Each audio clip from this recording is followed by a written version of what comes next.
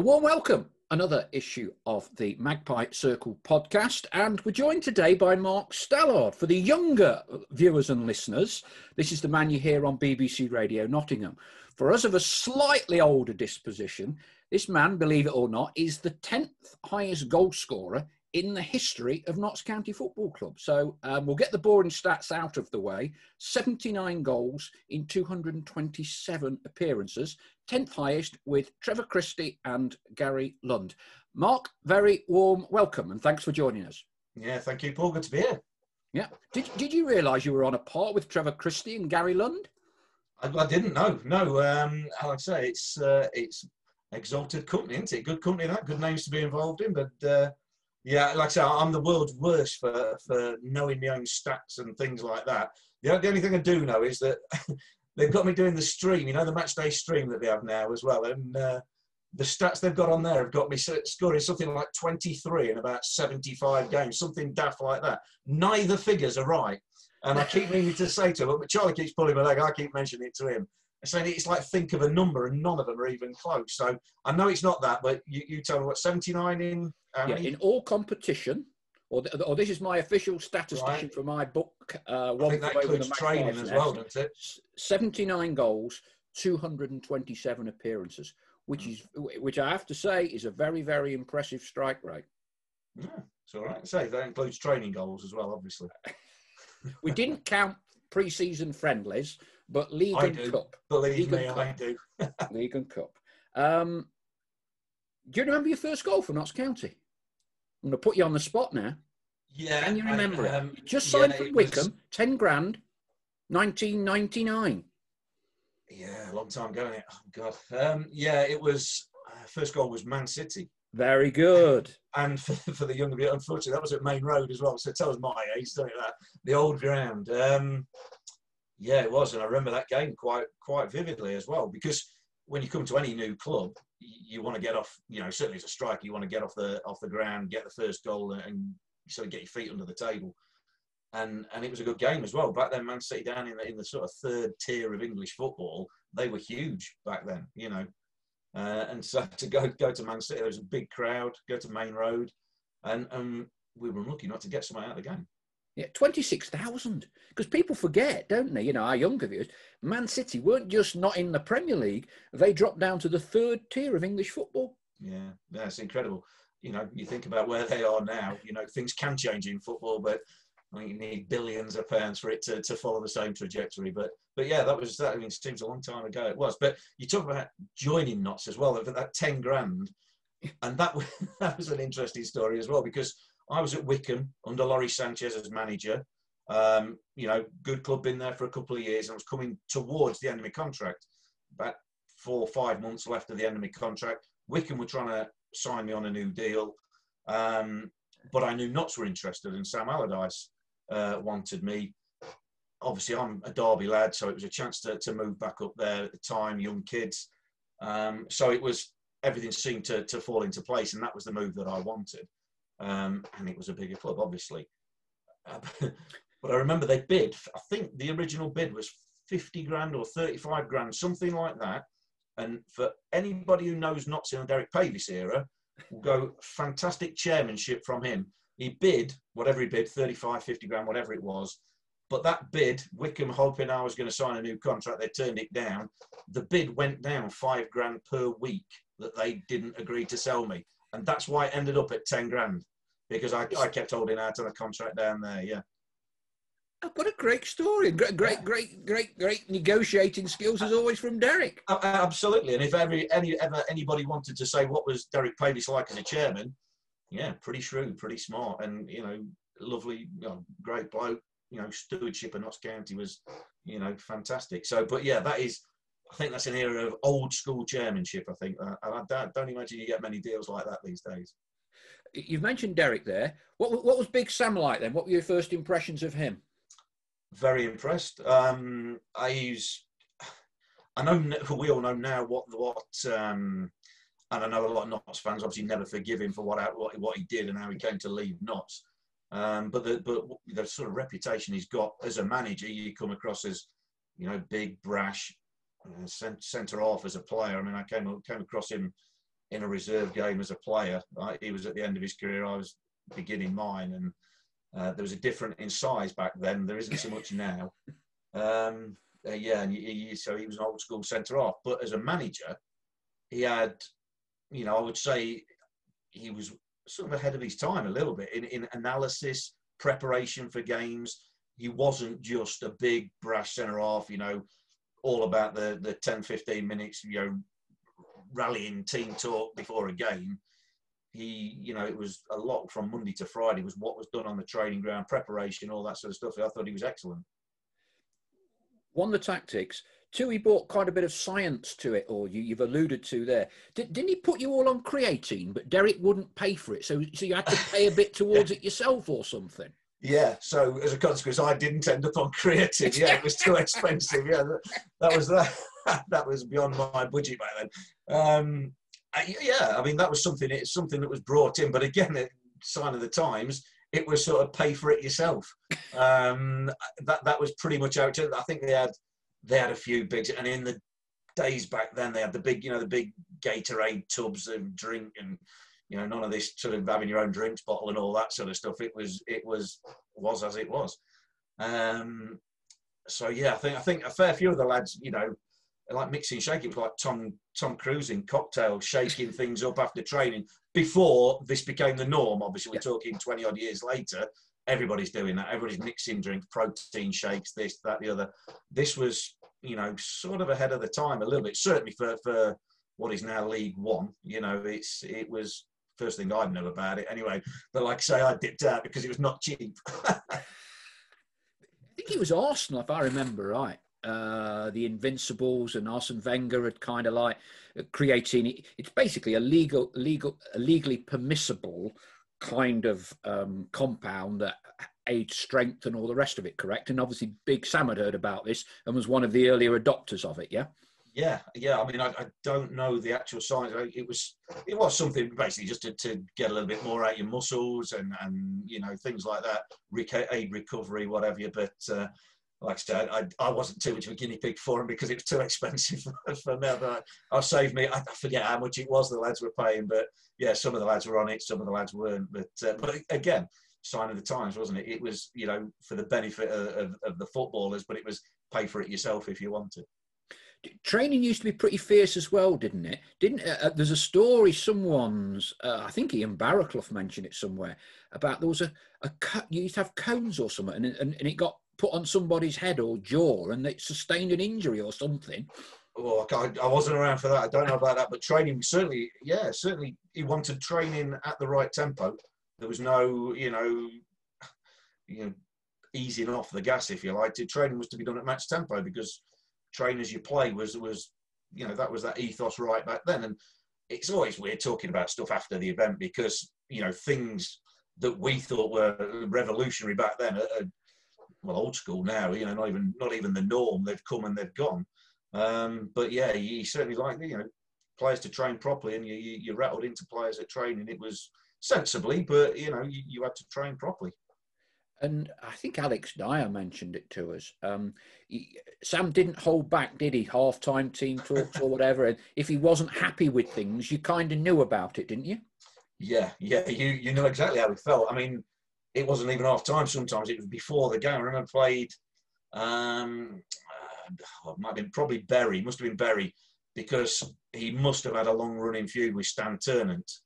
And he let us know before the game against Bury, so at Meadow Lane, he let us know before the game that anything other than a win, and we'd be in for one of the worst weeks of our life in training. So, you know, and we did win the game at the end, so he was over the moon. It was almost like we'd won the cup that day. So there's obviously a little bit of spite. They might be good friends, you don't know. It might have meant that much because they're good friends, but you can only assume at the time that, he's not keen on Big Stan there. So there might be a bit of history between them. I think there was. Who were the characters in the dressing room when you walked into Notts then? Who were the leaders? I mean, there were a lot of leaders. I mean, you talk about dressing rooms in a different era as well. There's a lot of men, you know, a lot of leaders that were men then. Ian Hendon was there. Sean Farrell was there.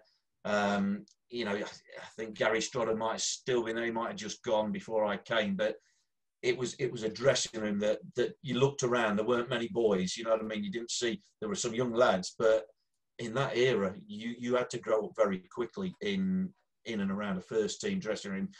Things have changed in terms of, you know, for the better, but they used to be intimidating places. You probably spoke to a lot of players who, you know, when they came up through apprenticeships or whatever, the first team dressing room was sort of, you know, revered, if you like. You went in meekly, you tried to get out without too much abuse or too many dirty slips thrown at you and things like that, and that was it. And that was the era. But because of that, you had a lot of men, a lot of leaders, a lot of strong characters within the dressing room. You have been around when Jermaine Pennant was just on the fringes, or did he come slightly after that? I think he'd just gone. I think he'd just gone to Arsenal. I was there when we played the Arsenal friendly, but I didn't even play in that. It was a pre-season game, wasn't it? When it was part of the deal, I think they negotiated that. So thankfully, I missed that. Chasing the ball for 90 minutes wasn't my cup of tea. But yeah, no, I wasn't there for Jermaine. But you know, there was one or two good young lads there. You know, while I was there. So if we look back a little bit from your progress, I think there was kind of only one full season when you were there that you weren't the top scorer. I think that was Danny Allsop when he had just one wonderful season. Let's perhaps, so I've got it down as 1900. Right at the start of the season, you scored in 6 successive games. And I think it was 7 goals in 6 games. And that, I think, was when you kind of went to the top of the division. And this was shortly before Sam moved on. But you were clearly in a purple patch at the start of that season, yeah? Yes. So you told me again, yeah. Again, I'm useless for me. I'm bits and bobs. Memory's failing me anyway at the best time. So, I mean, we had a really good team. That would probably be, you know, I obviously had a great 5 years at Notts. Loved it. Best time of my career, you know, that was the peak of my career. But that would be my one regret, if I can get it out, is that we never won out. We never got promoted, you know. And if I really analysed, if I ever looked back and thought about it, that team that year should have been promoted. We were good enough. We had the players. Okay, we know what happened with Sam sort of walking out. You know, when we were sat top of the table, I think we were. But then Gary Brazil was there. He stepped up from assistant, and we know how well Gaz has gone on to do. You know, absolutely doing fantastic across the river. But we just fell away. I think we finished about 8th that season. But we had players who. It was a tough league. Don't get me wrong. There were other good teams in it, but you just felt that. Had Sam stayed, and this is not a sly on Gaz at all, because, you know, it's always look at the players first. But we just somehow let our standards slip, I think, and we should have achieved something. We should have been promoted that season, really, with the players that we had. You certainly bagged plenty of goals that season. As I say, the 6 successive games, I believe you're literally about 1 short of Mick Vinter. So a great purple patch. And I'm not totally sure here of the chronology, but you had a pre-season to Thailand and Brunei. Now, Derek Pavis is normally pretty frugal, isn't it? You know, an East Midlands tour of Grantham, Ilkeston, Belper, Shepshed Charterhouse is normally about his limit. But you had a lovely trip, didn't you? You had a lovely trip to Thailand and Brunei for 10 days. What was that like? We had a trip. Lovely is one word for it. It was an eye-opener. That's probably a better description of it. Just a strange sort of trip. It came out of the blue. You know, normally pre-season trips, as you mentioned, might have been to go away in England. If you were particularly lucky or unlucky, depending which way you wanted to look at it, you might go to Spain or Portugal or somewhere like that, France. It got announced we were having, I think it was a 10-day trip, and we ended up going to Thailand for 3 or 4 nights, Bangkok in Thailand, 3 or 4 nights, then flew to Brunei for 3 nights, and then back to Thailand for another 3 nights. And it was a 10-night trip all in all. This is in pre-season when, you know, players aren't daft. If you go at the end of the season, it's great to jolly up. You're in the bar for 12 hours a day and enjoying everything. Then there'd be some stories coming back. But this was pre-season.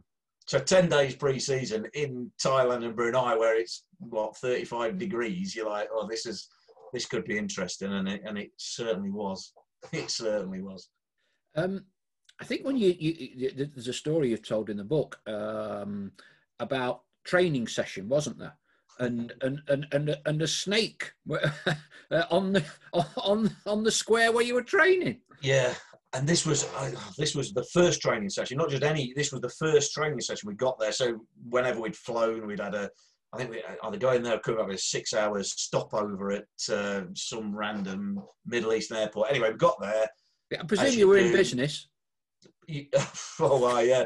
One or two of them were in business. We were. It was in business. We were cattle class, like I say. We had to feed the animals next to us. So we got out there, and I've seen whatever hotel it was. It was a lovely hotel, 5-star hotel, knocking shop on the 3rd floor. I don't know whether you can put that on the video or not, but yeah, unbelievably, it was 5-star hotel, 3rd floor. Turned out to be, as we discovered, not that we intended. It turned out there's a knocking shop, massage parlour, knocking shop on the 3rd floor within this 5-star hotel. Incredible. And it just so happened as well that the swimming pool, it's one of these hotels that had a big, wide footprint and then narrowed as you got up. So 3rd floor, there was a rooftop swimming pool, outdoor swimming pool, and then the hotel shot up 20 floors after that, sort of thing, but narrower. So to get down to the hotel swimming pool, you're walking past this massage parlour, which was the whole of the 3rd floor. So, yeah, interesting. Like I say, an eye-opener. But the snake, forget about the snake. The snake could be linked to that, but that's a different story. Yeah, first training session, we go down there and we're just doing warm-up, as you do, bog standard warm-up, everybody in pairs, running around the pitch, perimeter, probably Gaz Braz teching us. And pre-season, you do everything properly. So you over-exaggerate. Footballer's life starts off in pre-season. You do everything absolutely. You spend 25 minutes stretching every muscle you can even think of, even those you ain't got. In pairs, you do it, they do it, nothing. By the time sort of November comes around, it's a quick 5 minutes microwave warm-up, and then you're into the session. So we were doing this anyway, and it was on the back, stretching your hamstrings, then your partner on the back. And then we're jogging around again and ready to go at the next stop. And as we're in twos, all you can see is the line ahead of us, lads just dipping out to the side. And like a little wave, it's gone. As it, what the hell's this? And then all you see is this little snake zipping in between the two lines. I'm like, what's that? Bloody hell, out of the way. Anyway, we're like, bloody hell, this is the first session in Thailand. We're like, well, this looks good. One snake already. We're 10 minutes in. And then it whizzed off to the side, and there's like the advertising boards around the pitch, little sports track and whatever. And we see this local guy who runs the thing, and he's trying to stamp on this snake's head. It's gone underneath the advertising, the apex of the advertising board, and he's trying to stamp on it. So you sort of like, that's an eye opener. So then we get to the next stopping point, and Gaz will go, right on your backs, lads. We're like, yeah, good one. Yeah, no chance of that. So anyway, that was that. We had this session. Everything went all right. No more snakes and whatever. And as we were talking, somebody said, oh, we're talking to that guy. He says, yeah, I take it they're harmless, aren't they, these snakes? He says, oh, no. He says, get bit by that, you're probably struggling. You'll probably die. That's our first day in Thailand. So we're like, oh, dear me, who's decided to come here? It's a bit of a dodgy place. Thailand and Brunei. Now, Brunei, the Sultan of Brunei, is one of the 10 richest men in the world. Now, I think there was a couple of stories I recollect. One was the players getting some made-to-measure suits, and the second was going to Brunei. I think some of the lads fell for the old one about you're going to get like a 50 grand Rolex watch because you're going to be playing the Brunei national team as part of the pre-match presentation. Yeah. Yep, I'd say some of the lads, I think all of us fell for that one. The Brunei thing. What, we're going through 3 days for Brunei from Thailand to go back to Thailand. There's got to be something in it, hasn't there? Somebody's receiving a Rolex watch. Everybody, they've got unbelievable wealth. So somebody's going to come back, if not all of us, with these Rolex watches. And we sort of said, like, look, if they just dish out one, we'll sell it and split the money between everybody. You know what I mean? It was one of them sort of things. That's a good team spirit, because it wasn't everyone stick for themselves. But So that was the thing. Again, like I say, wet behind the ears, all of us there with that one. We got done, and we just went to Brunei. It was a lovely place. But yeah, it was obviously no alcohol or anything like that. It was pre-season anyway, and there was very little to do. So I think just markets and things like that, these market stalls and whatever with the places. And I don't know, Mark Warren or, you know, Dennis Pearce or whatever, dropped on. They were like these, you know, tailors basically that would give you rolls of material. You fit you up a suit and you know, measure you up and whatever, and you go and pick it up a few days later. Well, fine. So a few of the lads went for that. And like I say, some of the rascal gear, all of a sudden, when you're in 35 degree heat, a lovely silky linen number in maroon or deep purple probably, you know, struck the lads as being this is it. When we got back to Notts at Meadow Lane, there weren't many of them coming around. I tell you, when we were reporting for games, the lads were absolutely rinsed with these suits that I don't know whether they lasted the plane journey back or not. But yeah, we went there thinking we'd get Rolexes. We come back with some dodgy, cheap suits made to measure. Well, you survived it. Good for character building, isn't it? Those sorts of trips, so they always say. Yeah, I mean, it was, like I say, an eye opener. There was good, but we did have a couple of nights out. You know, there was all the directors and the wives were there. You know, as well as, you know, other staff. The directors couldn't stop off on the third floor then. I don't know who stopped off. I wasn't there for it, so I can't comment. It's all part and parcel. It used to be called the Nottingham Angels. Every time we went out, anything happened. Anything crack off? No, nothing. Oh, the Nottingham Angels have hit again, have we? But yeah, like I say, it was an eye opener. Going into Bangkok was just anybody who's ever been there, you'll know, and anybody who hasn't been there, don't bother going. It was where we went was just, like I say, you had a 5-star hotel, but you walk down the street and you've got abject poverty. We came out of a bar and you've got 5 and 6-year-old kids begging for money and bits and bits. It was, yeah. And at the time, like I say, when you're that age, most of the lads had young kids themselves, families or whatever. You know, it sort of strikes home. You think, yeah. You didn't go out on the town in the Bangkok bars in your Notts County tracksuits then? Well, we might well have been in our tracksuits. I don't know. I remember in one bar, we were stood at the bar waiting to, you know, going to get a drink, and next thing you feel is a little massage all down your shoulders. What's that?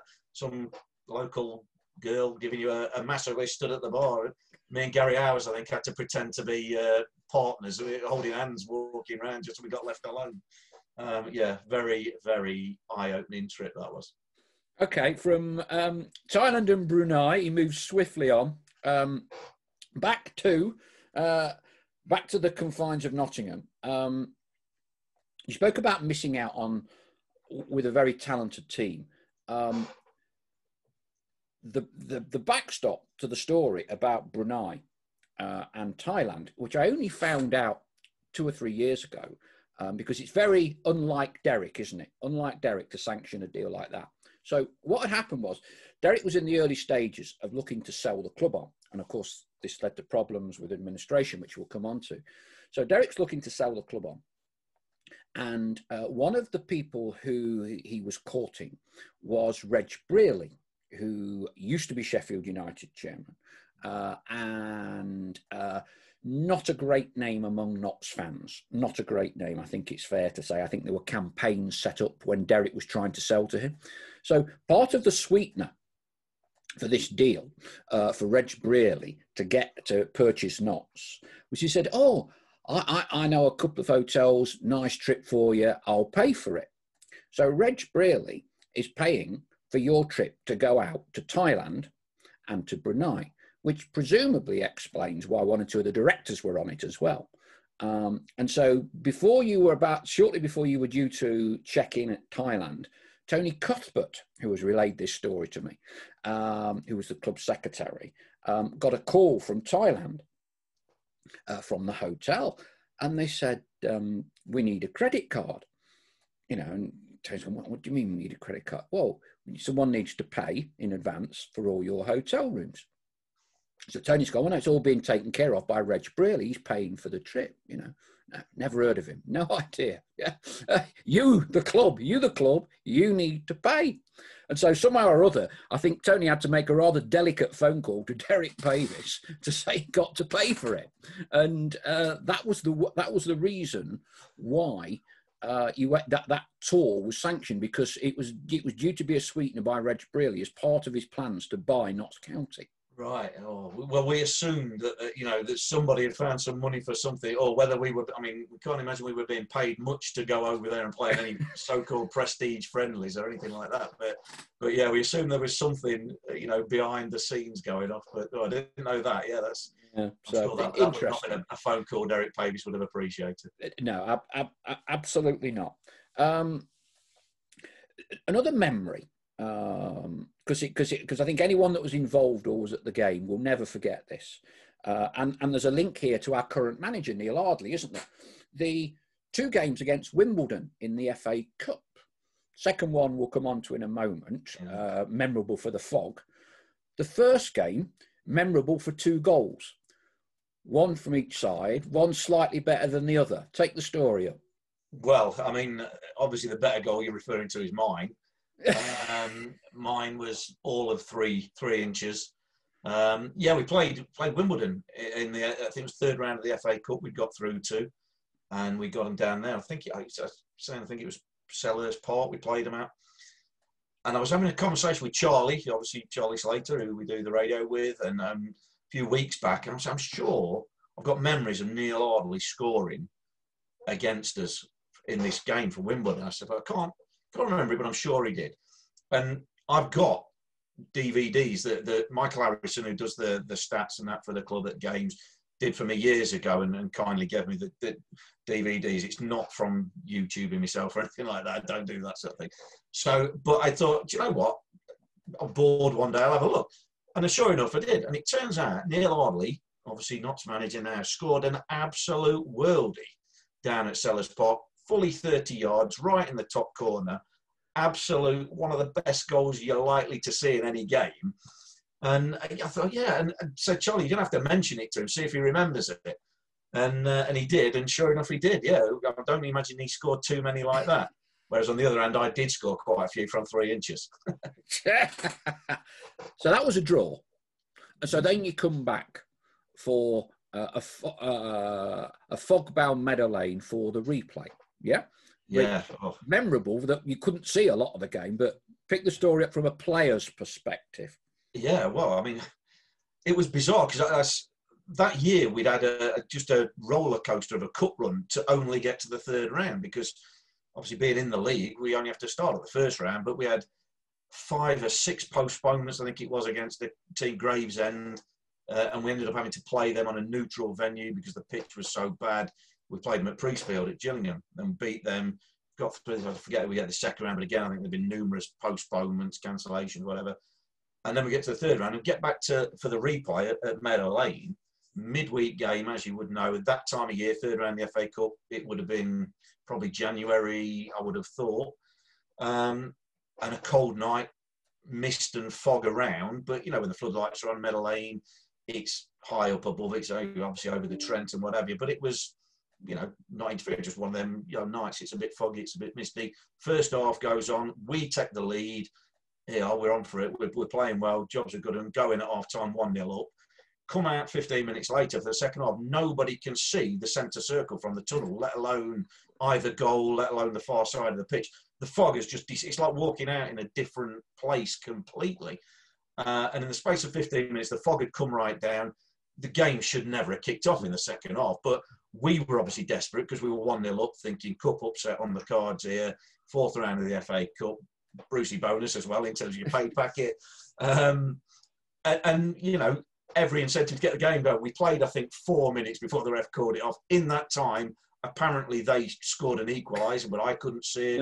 No, neither could I in the bottom end of the ground. Neither could I. And it was a bit of a shambles. And we were just, it was just unbelievable, though, the change from perfectly playable for a bit of a misty night to all of a sudden you couldn't see, well, say half the length of the pitch. You couldn't see anywhere close to that. It was incredible. And so, of course, it was abandoned and had to be rescheduled. I think I'm not sure if we played it the following night and we ended up getting beat, I think. Yeah, 1-0 goal, like the last minute of extra time or something daft like that. Yeah, I mean, I spoke to Neil, and he said he often dines out on that when he tells that story, because we all exaggerate as time goes by, don't we? But that fog, you literally could not see the other end of the ground. I remember when Wimbledon scored, you had no idea, and you just I didn't. I was on the Wimbledon pitch. players jogging back. I thought, hey.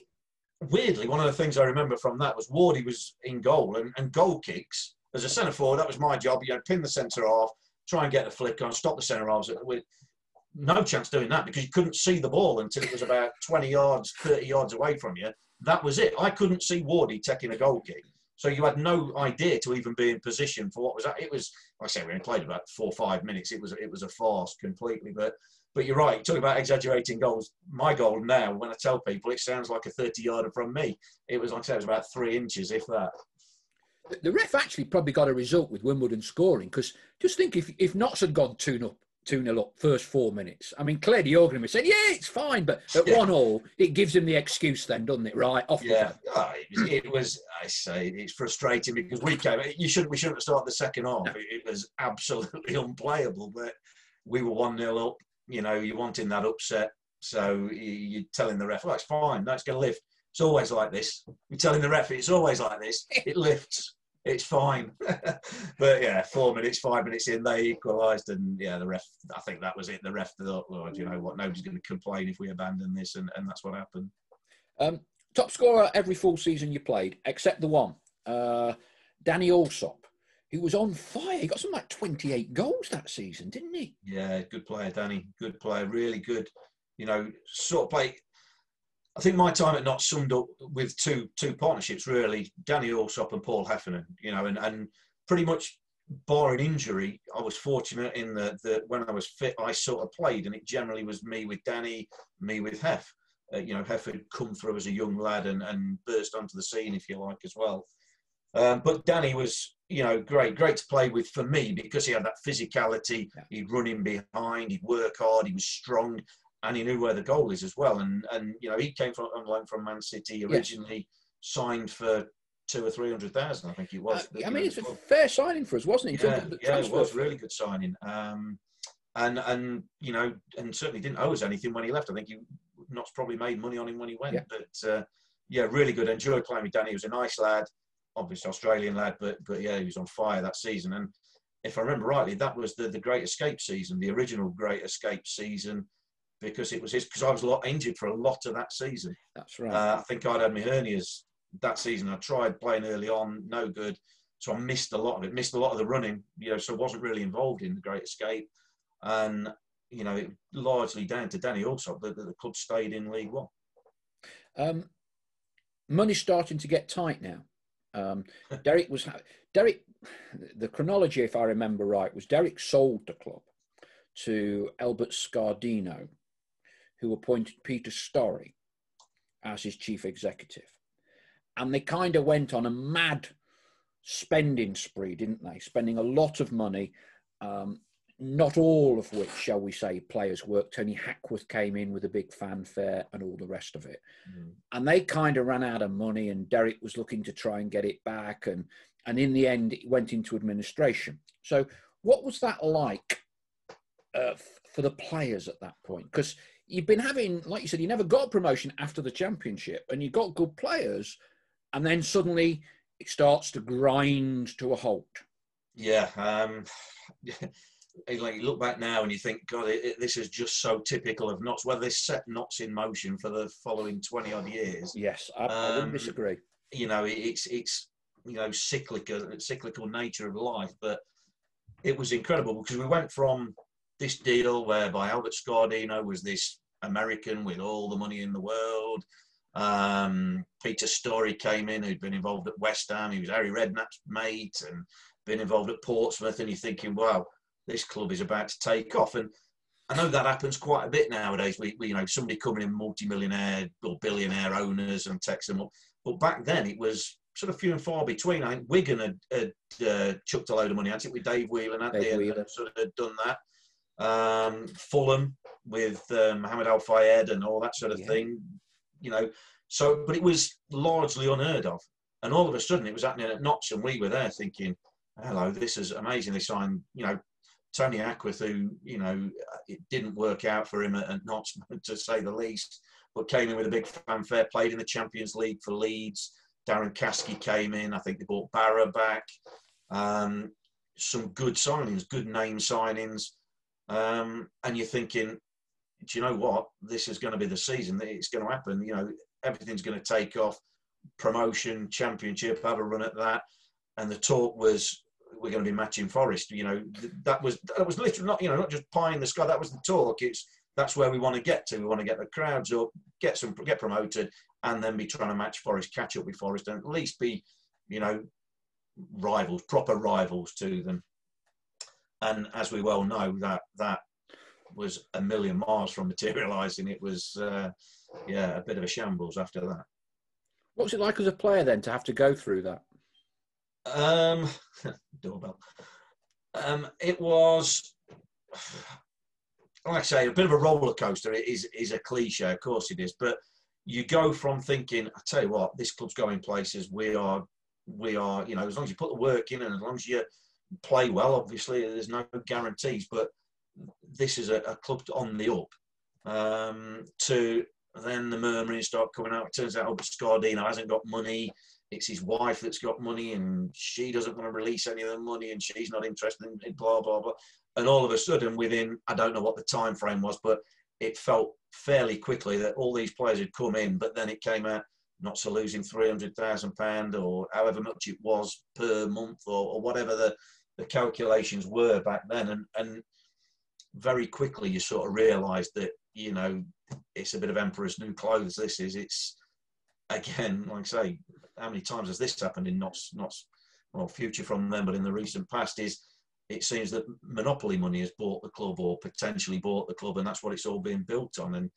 And then all of a sudden you're down the other end. And although you've got a dressing room of decent players, there's all this uncertainty around the club. There's all this negative press, all the negative stuff after the positive, which makes it seem probably even worse than it perhaps was. But it's difficult as a player. You have to get on with it. Of course, you have to try and be professional. But there was so much at that time going off around the place that, you know, and then when things didn't go well on the pitch, it just snowballed then, and it became a slippery slope into administration.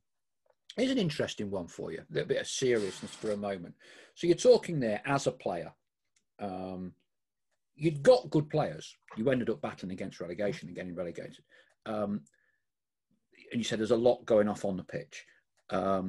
If you look perhaps in the year that Notts dropped out of the league a couple of years ago, you know, with Alan Hardy in charge, and there was lots of inverted commas noise. You know, Alan put the club up for sale, never really going to sell it, and in that position, you look at the squad of players and you think, you know, really, you know, should we really be in the bottom two? You know, compared to Macclesfield, for instance, who weren't actually paying their players. Give me a player's perspective as to if there's whatever noise around that can end up affecting you. How does it? I say it shouldn't. It is the perfect world scenario, but the real world scenario is at a level you've got your own financial concerns, you've got your own responsibilities within your career. So, you know, it just started.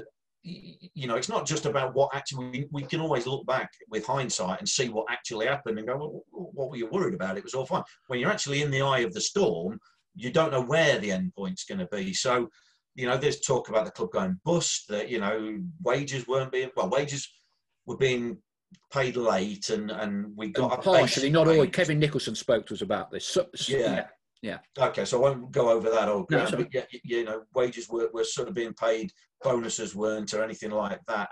But there was always that, you know, regular meetings with the administrator. You know, I always remember in his pinstripe suit coming in talking about, we're going to do this, we're going to do that, we're going to sell this, sell that.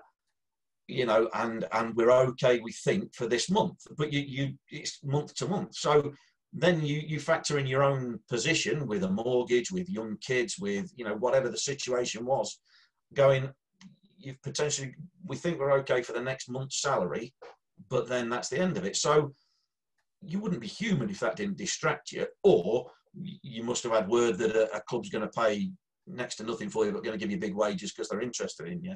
But there weren't many in that situation because we were down the bottom of the league, don't forget. So it does have an effect. How much you let it have an effect, that's down to the individual. But I think that there's certain, echoes of that, which what I imagine happened in the season when they did get relegated, just to flip forward 20 odd years, is, chop and change manager didn't help, in terms of having 3 managers throughout the season.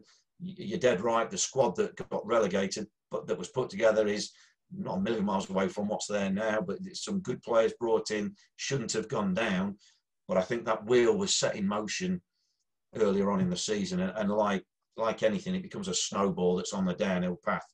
Once it starts going, it picks up momentum and it's very, very hard to stop. Again, I know a lot of people will hold Neil Ardley responsible because he was the manager in time. He will always have to carry that can for me. He was the manager at the helm when Notts got relegated. He couldn't hold the slide. But it would have been a hell of a job to actually hold that slide once it gets going. Momentum in sport, in football, but in sport in general, you always hear people talk about momentum, and it's a devilishly difficult thing to stop, particularly when you've got not just on the pitch problems, but you've got these background problems as well. You never seem to get out the eye of the storm.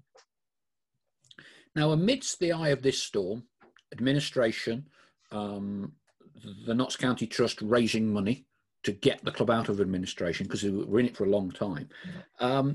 And you get this dream.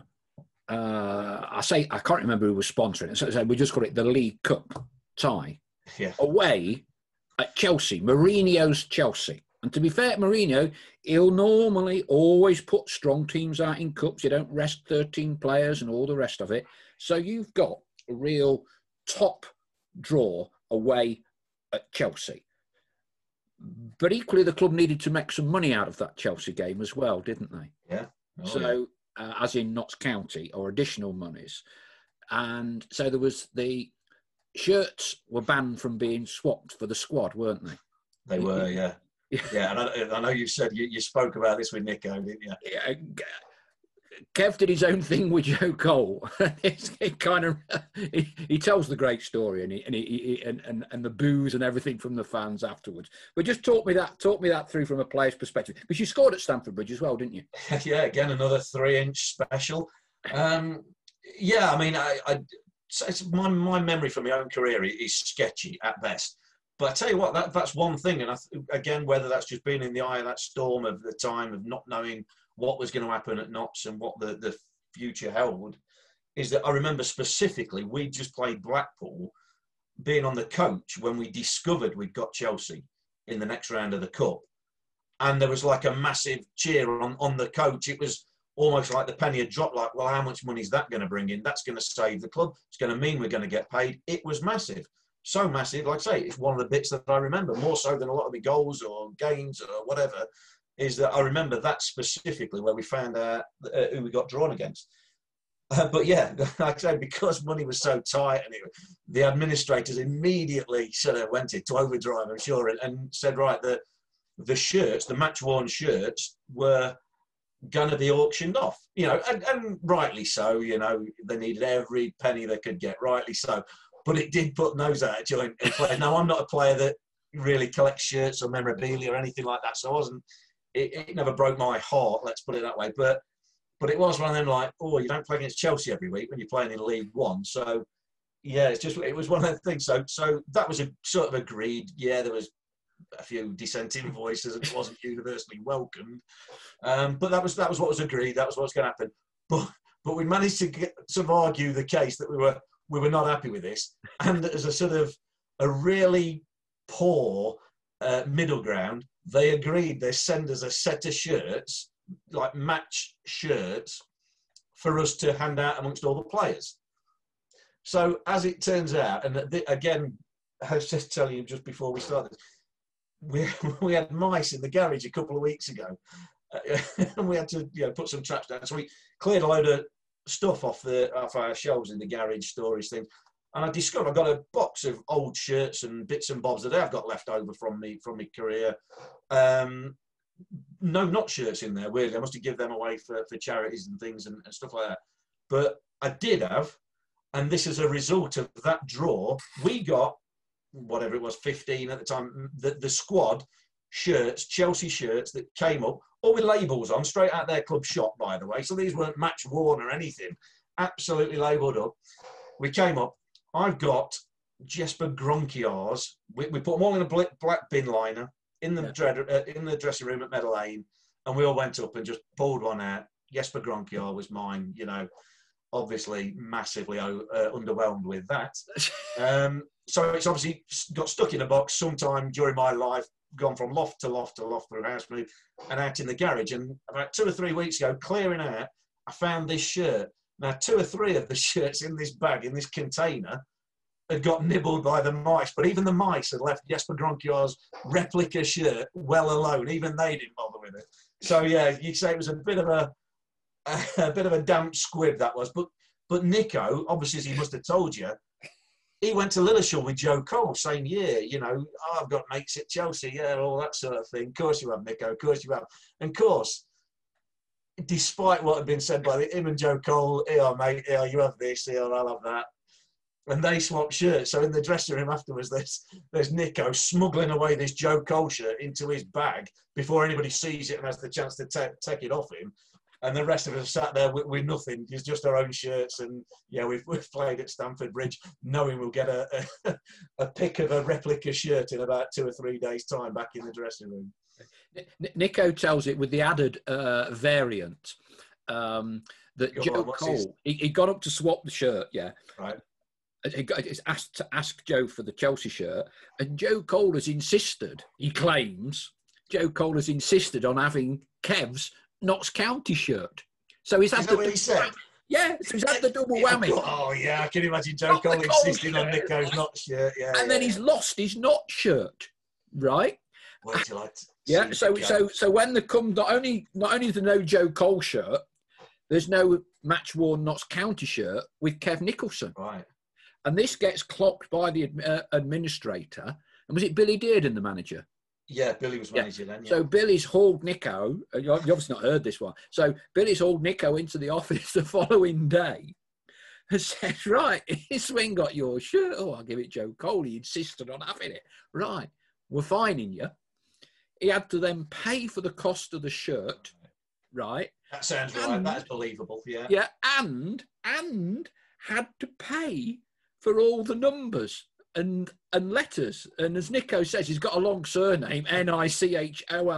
Yeah. So he's got fined. He's got to pay for the cost of a shirt. And he's got to pay for the cost of all the letters to go on out of the club shop. That'd have hurt him. That would have hurt Nico. That would have hurt him, believe me. But so obviously Joe Cole has got his shirt. I wonder if at Cole Mansions, whether he's got a shirt adorning a wall somewhere above a massive open fire with Nicholson 3 or whatever shirt number it was. I can't imagine that. Like it is a bit out in the garage for feeding the mice like mine were. Have you got any really good? Did you swap shirts? Have you got any really good shirts or? No, I never did. Well, do you know why? Because that is part of Nico's story that I do believe. I mean, Joe Cole insisted on having it. I think it's more Nico here, mate. You have that for us. You're having it whether you like it or not, by the way. Yeah, I mean, I never bothered swapping shirts. I never, it never really. But looking back now, daft really, I should have done, but it never really bothered me particularly. But also, there was always a sort of standing threat that this weren't Premier League days where there's a new kit every week. Yeah, you would get fined. I used to get in trouble with a kit man because I hated wearing long sleeve shirts. But like I say, back in them days, you didn't have short sleeve, long sleeve, this, that, the other, plenty of numbers. They only had a certain amount of strips. So I used to regularly cut the sleeves off a long sleeve shirt with a pair of scissors before a game. And that shirt would then have to last for however many washes it withstood. So I would have like raggedy edged sleeves. But yeah, the reason I didn't swap shirts because we didn't have new shirt every game. It was, you could tell as they start to get the whites on the stripes used to start getting faded. So not obviously we famously black and white stripes. Well, come about November time, it was black and slightly chewing gum grey stripes until they got a new set of strip out of the kit room. Yeah, I've got a few. That's one of your stripe partners. Dwayne Darby. Dobbs, yeah. With the epaulets. You've done very well. You've not got one of mine in there, have you, Paul? I haven't actually. Believe it or not, I don't bring it out very often. I have got Tony Hackworth's. Have you? Yeah. And Collector's do you piece. remember? They were huge. I mean, I've got one in here. They're bloody huge, weren't they? Yeah. All the shirts were like XXXL. Well, like I say, it was gone with the, you know, say gone with the day, before the days where you sort of get fitted for a shirt. And this we're talking about, they put the kit out and you go into a dressing room and say us larger legged lads, you know, shall we say, went round looking for the XL shorts because there were only we knew there were only so many XL shorts in a strip. And so say how many subs would we have back then? 3 subs maybe. So there's 14 strips out in the dressing room that the kitman's obviously arranged out. But there were no like spare. There might have been 2 or 3 spare shorts in the big tins that they used to take, the big containers. So you knew you wanted to get in there and make sure you got hold, find these XL. It was like winning the lottery if you got them in your place. But then you had to surreptitiously go around and try and swap places. Trying to slip Darren Caskey a pair of medium shorts was not that easy, believe me. Man marked an extra large pair. How did it all come to an end at Notts? What happened? Well, to this day, it still leaves a bitter taste. It doesn't. It's football. I'm struggling to think of the name of the manager. Gary Mills happened, but obviously the situation at the club financially, it all happened very, very quickly. I remember Gary Mills taking over, doing a couple of sessions, training sessions, thinking, oh, I like this, good sessions, lively sessions. Seems to have a bit of something about him, fine around the dressing room. But then got pulled in after one training session and basically just got told, we don't want you at the club, your wages are too high, the board have told me you've got to go. And there wasn't too much of a conversation as far as I remember. It was like, I said, what, I can't stay, or you don't want me to stay? He says, well, I'm not going to pick you if you do, so we need you out of the club. And like I say, this makes me sound like I was on fortunes. I probably was one of the better paid players, if not the best possibly at the time. I don't know what other players were on. But either way, that was a bit of a hammer blow. But also, because of my affinity with the club, if they were in trouble and I knew what we'd been through with the administration for 18 months, what can you do? You can't. If I'd have stayed there and they go, you're holding the club to ransom, we can't financially afford it, then, that makes me the villain, doesn't it? So, like, it's football. It is football. And it was, maybe I look back and say, well, I should have held out. I should have, got before the days of having an agent or anything. Right. Well, sorry, not before the days. I did have an agent. I used an agent to do my deal to get to Barnsley in the end because I needed to. Before that, I'd never needed one, but not for 5 years. So everything was sort of taken care of. It was, what happened? I think, like I say, looking back now, there could have been a bit of me where I could have said, well, I'll sit down with the board and we'll negotiate something. We'll see what is affordable. But to this day, I never know whether, like I say, I've been fed that many lines in managers' dressing rooms, whether that was the true story or whether Gary Mills just didn't fancy me as a player and could reallocate money that I was on better, had his eye on somebody else. I never know to this day. And like I say, the only regret was I sort of accepted that, fine, I'll move on. Like I say, having spoke to an agent then that said, oh, there is interest, Barnsley will take you and match your contract and what have you, then it all happened fairly quickly. But like I say, there is that bit of, maybe I could have, should have stayed and tried to negotiate I don't know, because in the cold light of day, who would negotiate a pay cut to stay at a club if the manager didn't want to play you? Yeah. So again, I never really got to the bottom of that, whether it was the manager, whether it was the board, or whatever, the finances. And it all happened very quickly. Like I say, the deal to Barnsley was sort of done very quickly, and I was gone. It's very interesting with Gary, because I was at Leicester and Gary was a player there, and he really was the consummate model pro.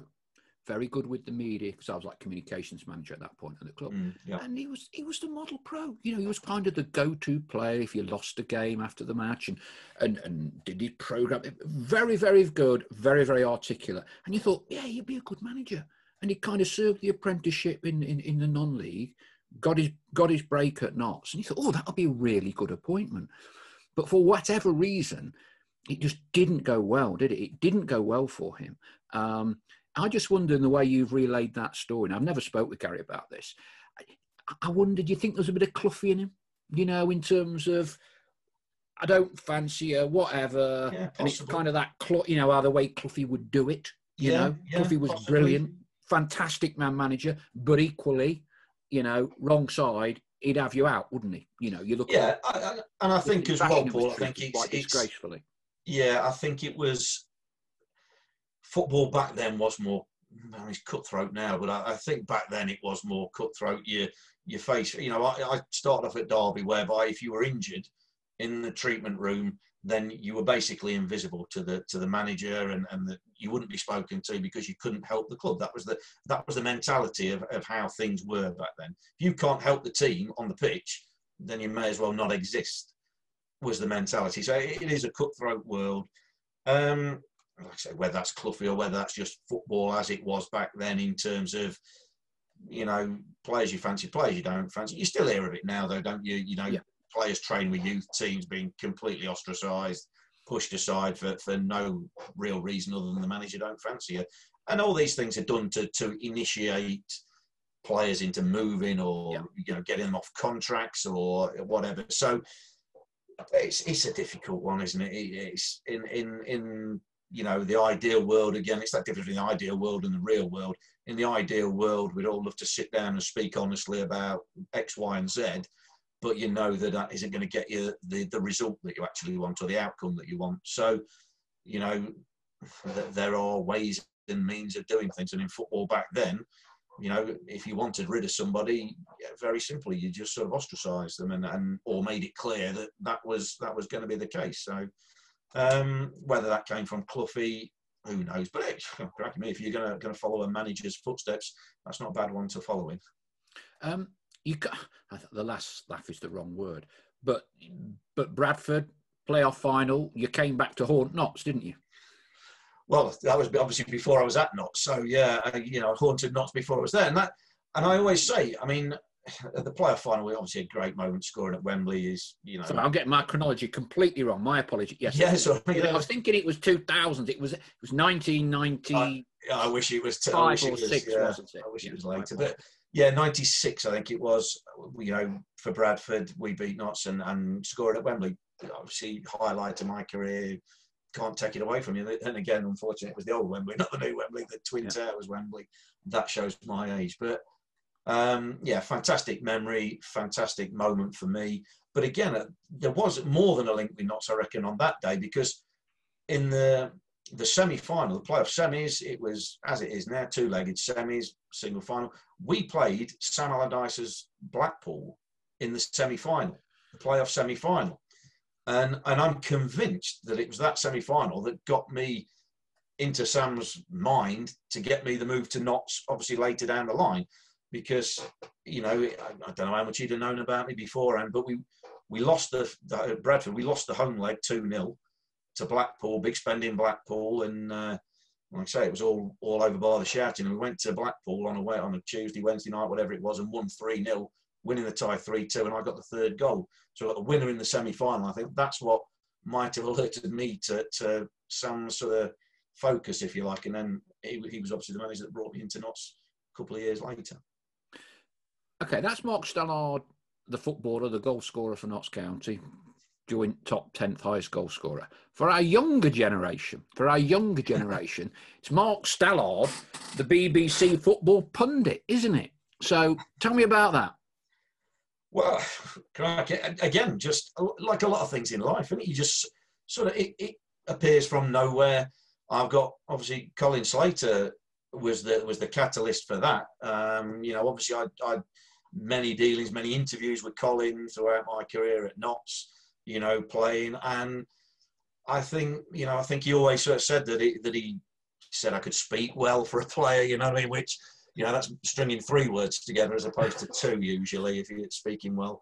But yeah, he always said, and Dean Yates had been doing it for a long time, I think 10 years or more, as his sort of sidekick. Remember playing and seeing Yatesy on the side of pitches saying hello, because I played with Yatesy at Derby after he'd moved over there. So again, there's connection. So again, I'd come over and have a chat with Yatesy, chat with Colin, you know, and like I say, but it was when Yatesy sort of missed the game, when I'd finished my career, Colin was the one who sort of gave me the call out. Would I be interested in coming? And it was just temporary, just filling in for a game or 2, you know, while Yatesy was obviously had other commitments. And yeah, sure, why not? You know, absolutely fine. And I think for the first 18 months or so, maybe it was just that. It was just filling in for Yatesy when he couldn't do it. And you realise that it's all right. This I quite enjoy it because I can talk rubbish with anybody at any time about anything most of the time. So why not, you know, get loads of people on the radio to have to listen to it as well. You've got a captive audience then. So it was sort of out of the blue, completely out of the blue. And then when Yatesy, you know, took the defensive coach role under Ricardo Muniz's there's a juxtaposition of terms, a defensive coach under Ricardo Moniz. Yeah, exactly. Not what I'm sure Yatesy will put on his CV for long. I'm certain. Crikey, me wouldn't be responsible for that defence. Yeah, I mean, it was just then, I was saying, next cab on the rank sort of thing. Colin asked me if I'd be willing to do it full time, and you know, the BBC were happy with that, and I was happy with it. I enjoyed doing it. I love doing it. I mean, I really do. It's great, and I'm saying, until somebody kicks me off or tells me not to, or people don't want me, then I'll carry on doing it. Of course, this is a part-time role. For you have a full-time role with your own business. Yeah.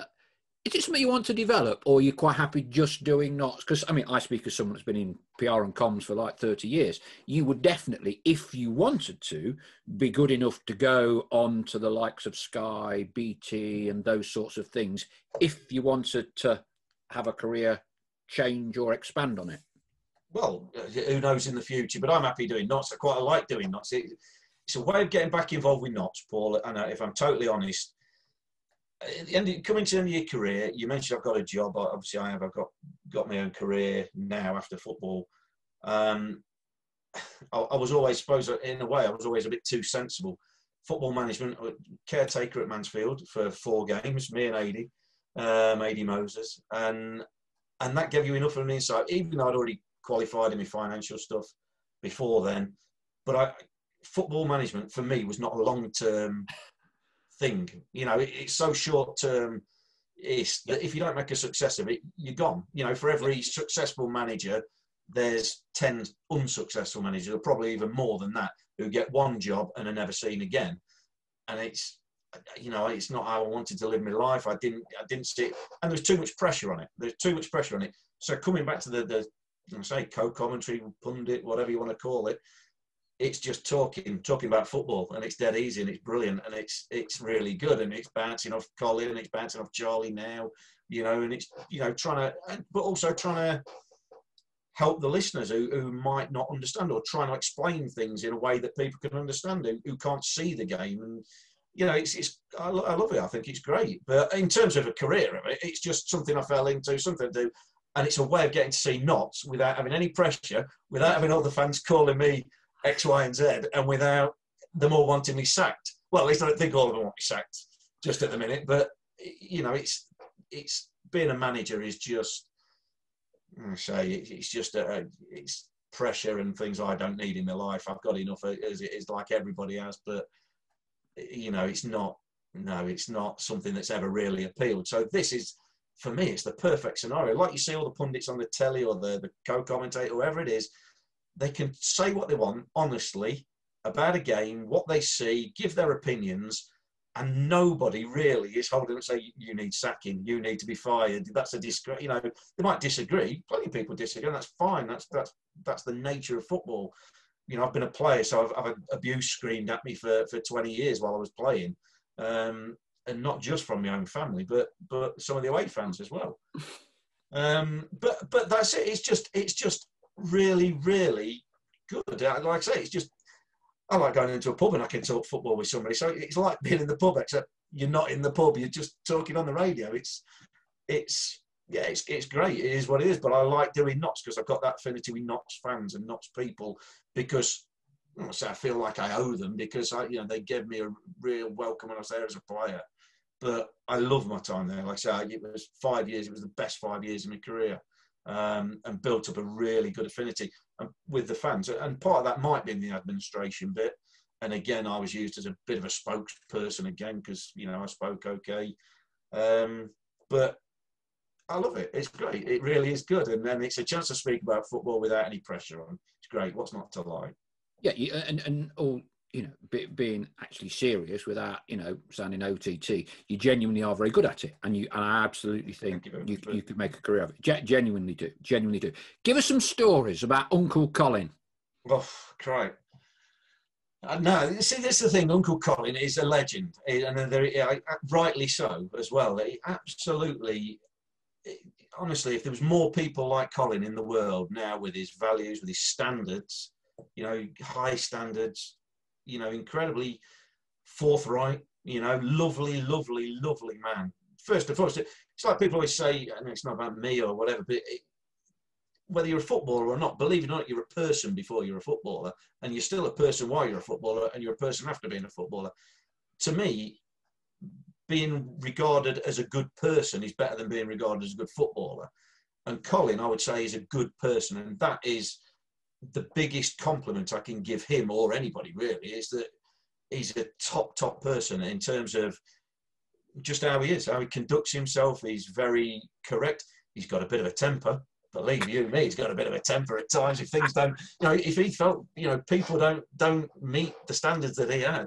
Like I said, the lovely Uncle Colin sort of went out the window at sort of 2:55 if the signal to the line in the studio had dropped, and nobody was listening back in the studio, and he wanted to get something across to him. His tone had changed completely. The sort of perfectly honed BBC voice suddenly lowered a few decibels, and it went a little bit deeper and a bit more serious. So I think people would know when they're on the wrong end of Colin. But he's just a great man. He really, really, really was. But he just going on the stories he's got about. He had Martin O'Neill as his co-commentator for a bit, and he tells me a story about Martin O'Neill was massively into serial killers. That's it. The Hanratty case, James Hanratty. Right, yeah, and he said they had to have a detour on one of their trips into Yorkshire for one of the Yorkshire Ripper cases or something like that. I don't know. And he had to visit the home of the Yorkshire Ripper, where the Yorkshire Ripper lived. Right, well, believe it or not. There you go. For a little bit of light-hearted banter, that was what they did on the way up to, and he'd be telling me this story, and it would start at Leicester Forest East, maybe where we'd meet up to go to an away game. It'd last all the way down through the M25 down to the south coast. It was brilliant just listening to him, the way he could put a story across. Fantastic. And just a real top man, real nice guy. Really, really, can't say a bad word about Colin. He's fantastic. And I tell you what, he gets his foot down on the motorway as well. If you've taken the words, I was just about to say, do you close your eyes when he's driving? Is it like that one? Are you in the front seat like this for 2 hours? I very nearly opened them once, and when it happened, I swore I wouldn't do it again. Like I say, like I say, that was, I think the BBC had to sort of tell him to stop driving in the end, because the insurance policies would have been absolutely astronomical if they'd have known. Like I say, we didn't hang about. That's for sure. We did not hang about at some of these games. We were back quite early. As Brad tells the story, did he have all those little speed trap beepers on his dashboard so that warn you when there's a speed trap coming up? Yeah, he had a I say beeper, whatever it was, a sat nav sort of thing by then. And God, yeah, it was not how you'd imagine Colin Slater to drive. That's what I will say. But driving, you'd think it'd be like driving Miss Daisy, wouldn't you? Oh, it was certainly the opposite. Whatever the opposite of that is, it was totally different. But like I say, I just great times. Just like I say, you sit in a car for 3 hours with somebody, you know, there and back, and you think, oh well, conversation must run dry. It must be no. Colin could tell a story. 3 hours wasn't long enough. Sometimes you could be halfway through a story and tell me the rest on the way back. It'd be, you know, it really was an education at times. Eye-opening, but in a totally different way from the pre-season trip to Thailand and Brunei. I mean, Colin's an institution. You know, when you think of the memories and the knowledge that he has of Notts County, having been, without actually working for the club, being on the inside. You know, he would tell me about, you know, 61, 62 in the Notts youth team. Notts had Jeff Astle and Tony Haitley. Same youth team. And Colin would talk about how he went, you know, they played in an FA Youth Cup tie at Stoke and he went to cover the game. And all these stories are so important for the club, because he's kind of a living embodiment of the history and the evolution and the development of the club for 65 years or something. Oh, like I say, absolutely. You know, Colin is the font of all knowledge when it comes to Notts. I mean, he's I don't know, he's a sort of a journalist anyway, but he knows everything almost before the people who matter know it. I think he's got ways in to get information for everything, and I think it's because obviously he's got that trusted reputation over years. He's built that people would kindly, you know, freely divulge information to him.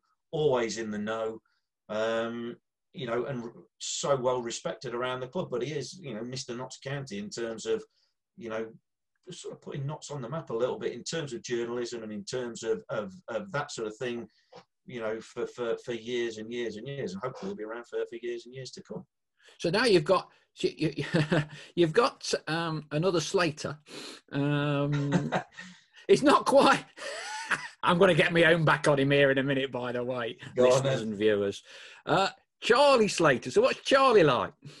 Charlie's quality. Charlie is quality again. I mean, chalk and cheese, obviously, Colin and Charlie. You've gone from me being the young sidekick to Colin to now the commentator. Charlie is the young sidekick of mine, if you like. He's you know, things he says that go way over my head, and I know references, even when it's in the car or even on air.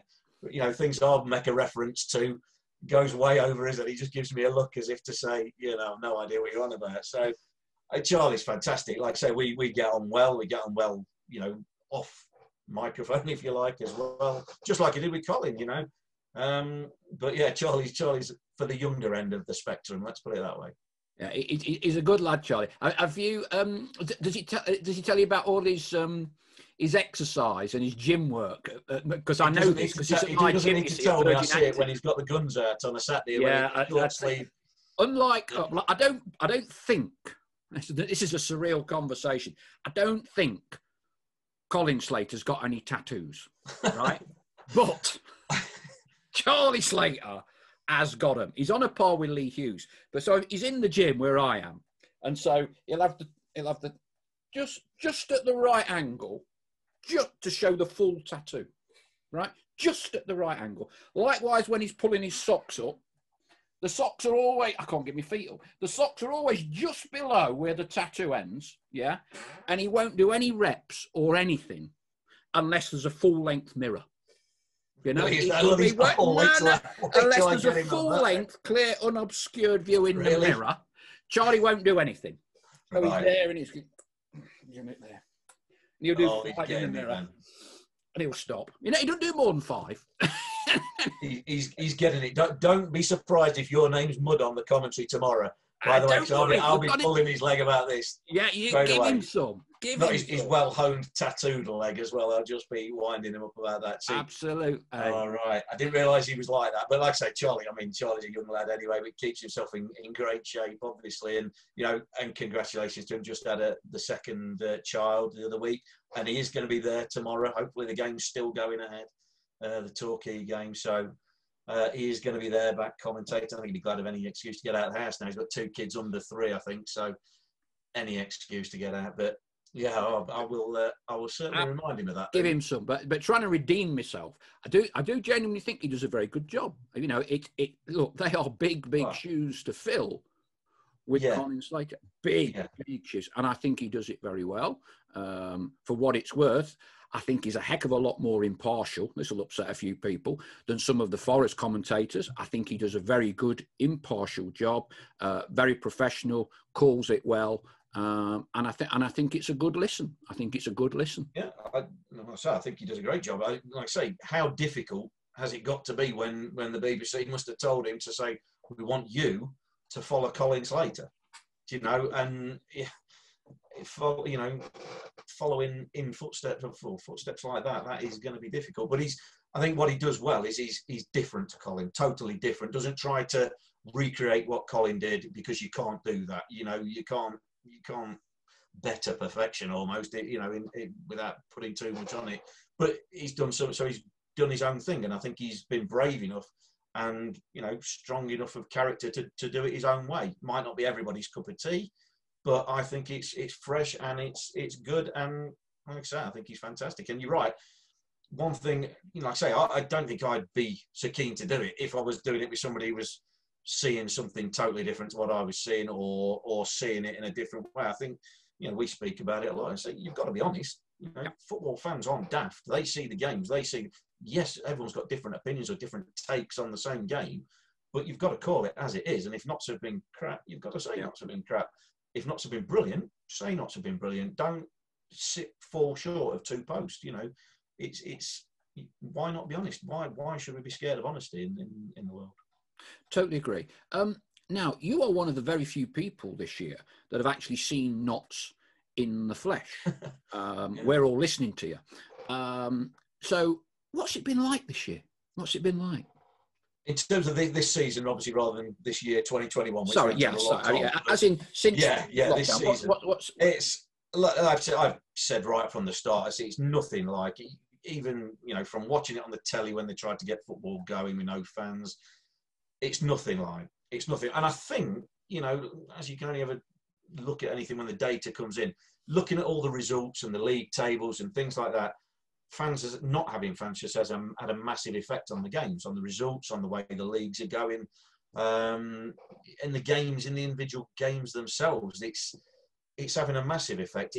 Football is for the fans. Sport is for the fans, really. It's that spectacle, and it's difficult to be in a ground that is like a ghost town, you know. And again, I'm trying. Whenever I'm on the radio, I'm trying to put my players' hat on or back on, and try and give, you know, because fans haven't had that. Everyone's been to watch a game, so we know what the stadium looks like. We know what a football match is like. But trying to think, our players are trying to think, of what it might feel like. Not everybody's had that. So we always used to call, when there was hardly anybody there, I mean, we didn't have many behind closed door games, but it used to be called the graveyard shift, when you might have a pre-season friendly when not many had turned up or whatever. And then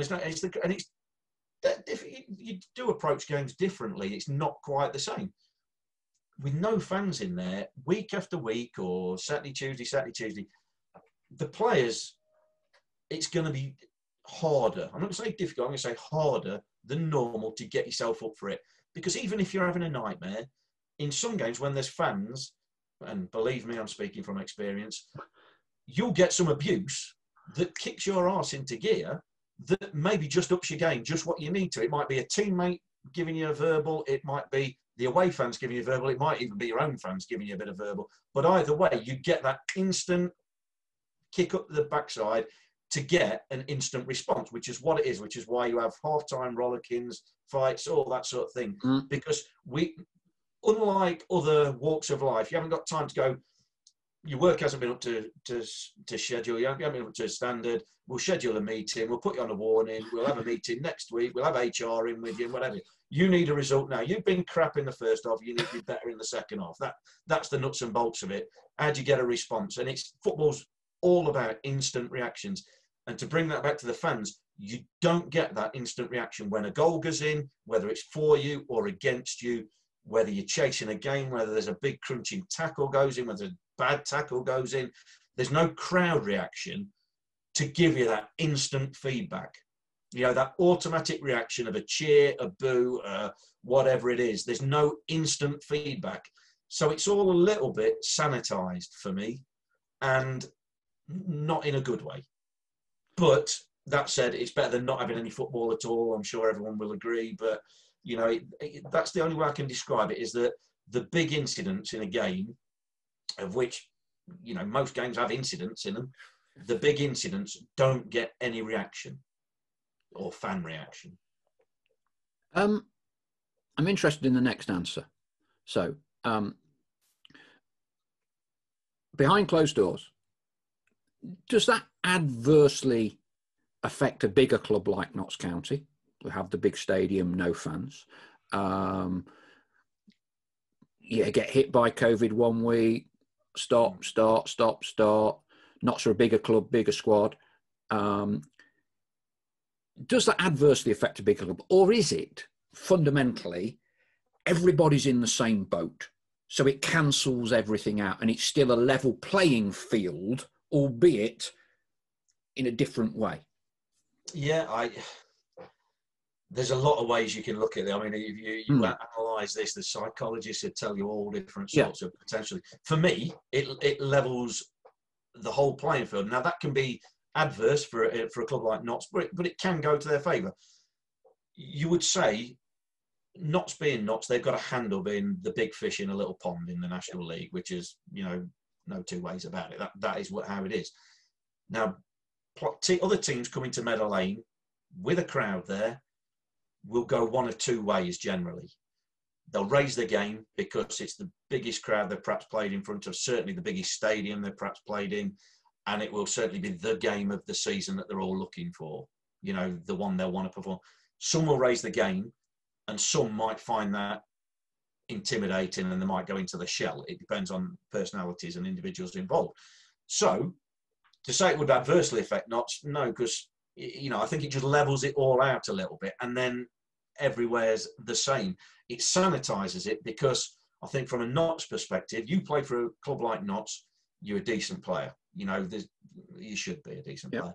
You know, you're not playing for, and I'm not going to name any team, but a lesser team, smaller club, whatever. You're there because somebody's rated you. You're at a big club. Yeah.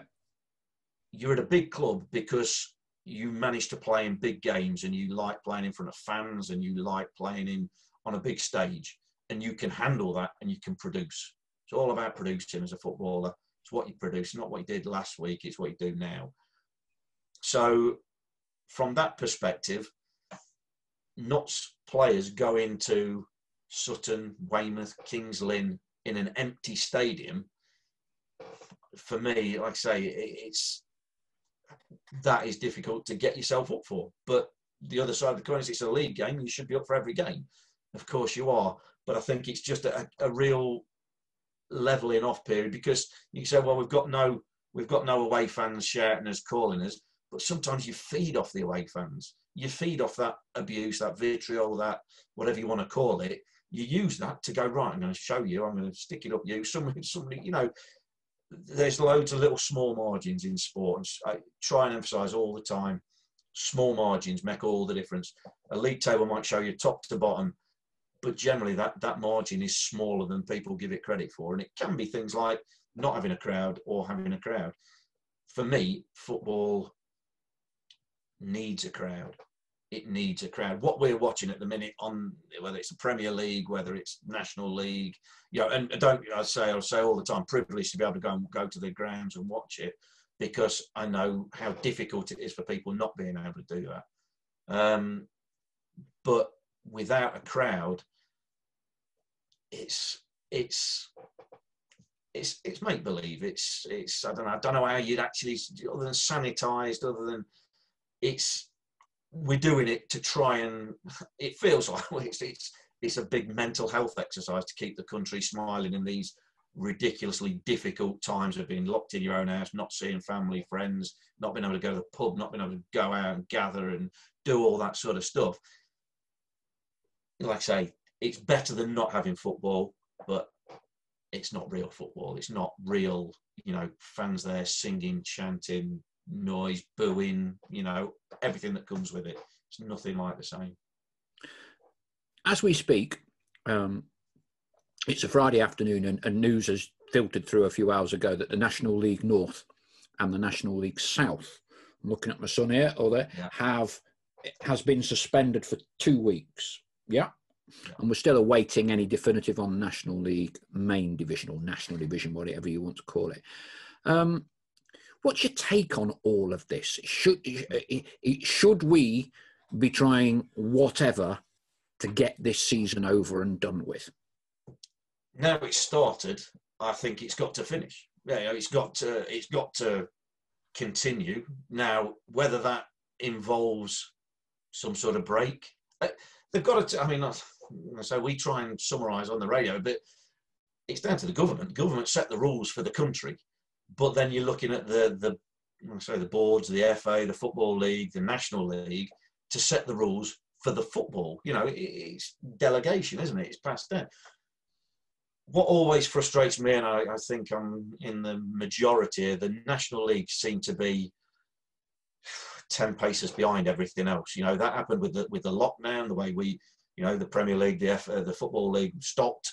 The National League, well, we'll carry on for a bit. You know, we'll have another game. That. You know, you're like, well, what's that all about? Either there's a virus out there that could kill us all, or there isn't. But, you know, at least sing off the same, it was playing the same game with the same crowds. Largest crowd in Western Europe, wasn't it? Or something like that. That game, I mean, we won 4-0, and it was like that 5,000-6,000 were coming to Medley, and everything else was off.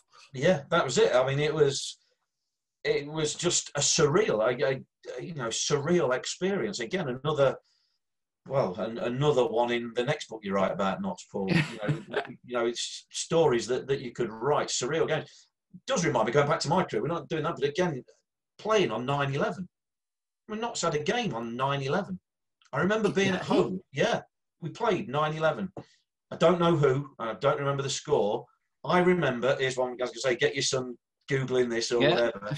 I remember being at home. It was a night game, and coming down, I had a sleep in there. I always had a sleep at lunchtime and tried to get a couple of hours. Came downstairs to watch the second plane driving, going into the tower, the second tower, watching the devastation. And then about, an hour later, having to leave to go to Meadow Lane to play a game. So that's one for you. Notts played the night of 9/11, and then all the games the next night were cancelled. Sorry, I've digressed there. Yeah. Coming back to now, the National League with Notts carrying on, like I would say about the government, but we're not here to talk about politics, but, you know, you look for strong leadership. You can disagree with the decisions that are made. Some people agree, some people disagree. It's the nature of the world, it's the nature of the country. But you want strong leadership. You know, and I don't think there's any of that being shown in the National League. They do seem to have boxed themselves into a hole massively. My reading of the situation is that they made the decision to allocate in the funds in the way that they did the clubs. The government's position was that those monies should have been made to recompense for lost revenue streams, which clearly attendances are a huge part for clubs. Yeah. The National League allocated them in a different way, where everyone got broadly the same. Notts get another 10,000 a month more, you know, and we're talking a difference of somewhere between 95,000 and 85,000 a month. David Bernstein, who I know, did the report at the request of the National League. I suspect they thought it would be a rubber stamping exercise. It was anything but. David Bernstein's report was very critical. The National League refused to publish it, make it available to clubs. And I think there's an element here of the government getting their own back on the National League by making this round of money awards being very different, i.e. the shape of a loan rather than a grant. Clearly, there's a huge discrepancy in the league at the minute, isn't there, between National League North, National League South, and the main division. And you know as well as I do, having worked in football, fundamentally, football clubs will always look after their own personal vested interests. That's it. Yeah. So these National League, National South, coincidentally, all the people that said they won't fulfil games, this, that and the other, all very coincidentally happen to be in the bottom half. Yeah, it's, you know, we'll have it null and void. So the problem is they've got themselves into a hole now, haven't they? A massive hole.